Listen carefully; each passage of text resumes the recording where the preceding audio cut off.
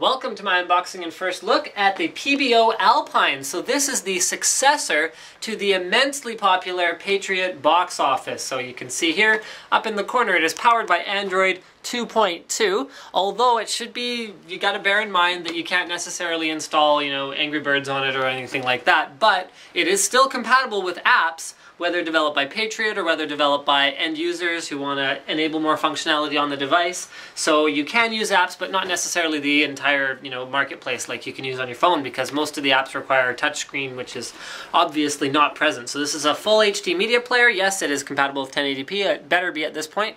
It does YouTube, HDMI, it has DTS, as well as Dolby Digital. Let's go ahead and flip it around. So, full HD, all-in-one media player. Built over the Android 2.2 OS, frees your digital media library from the constraints of a PC and bridges digital media to your home and entertainment system and brings your entire media library to the comfort of your living room. Now, one of the things that was so great about Patriot Box Office was the huge compatibility with file formats, and we've seen a continuation of that with the PBO Alpine, and that's one of the things that Patriot will continue to work on in order to make it as useful as possible. Compatible with a variety of different video formats, different containers, images, audio, and you can see there's a little bit of information about the hardware here. So it has an ARM CPU up to 500 megahertz, 2 USB 2.0 ports, works with a keyboard and mouse, which is kind of neat, as well as HDMI 1.3B output, so you can't do native 3D. It's just something to remember, guys.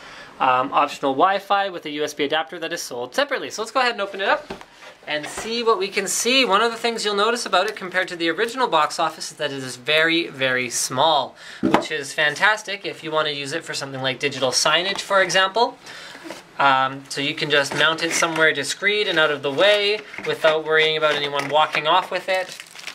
It's also good if you just want an overall clean looking media PC area, so you don't have to, or media PC TV area, so you don't have to have like some huge clunky box cluttering things up. Now, the drawback of that is that it isn't, unfortunately, compatible with adding an internal hard drive, but for the smaller size, I guess we'll have to live with that.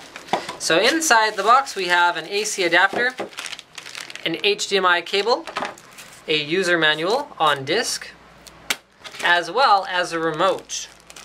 So the remote has all of your basic functionality: navigation, enter, play, stop, forward, back, other more different forward, back, menu, info, subtitles and audio, power, volume, and that pretty much does it.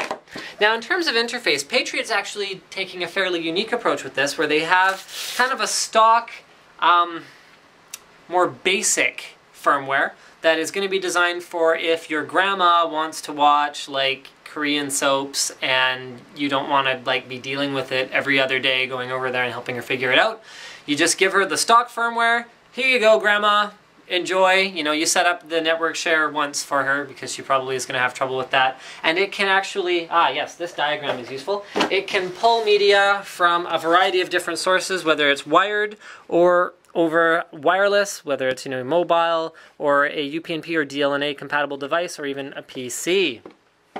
Sorry, where was I going with that? Right, so they have the easy firmware for Grandma, and then if you want, Patriot's also developing, in parallel, a more enthusiast-friendly stream where they're going to be reaching out to the community and finding out what they want out of this, because again, that was one of the things that was great about the box office, was that they continue to update the functionality over time. So if you're an enthusiast, that's the one you're going to want to go for. Now on the outside, we see not a whole lot, because this is a very, very small device. So you've got a few little logos there, you got your SD card as well as your USB. Remember, you can play media directly off of something plugged into the PBO Alpine. You don't necessarily have to play over the network. Also got indicator here on the back. We've got our AV out, so you'll need an adapter for that guy. USB, HDMI out. Most, like 99.9% of people are probably going to be using this. Ethernet, as well as power in. So that pretty much covers it. That's our basic overview. It's pretty simple to use in its stock configuration. Here's their entire quick install guide. Connect HDMI, plug in power, connect to something. And don't forget to enjoy. Don't forget to enjoy this video, and if you enjoyed it, don't forget to subscribe. Thank you for checking out my unboxing and first look at the PBO Alpine, and I already said thank you for watching, and don't forget to subscribe, so I'll say it one more time.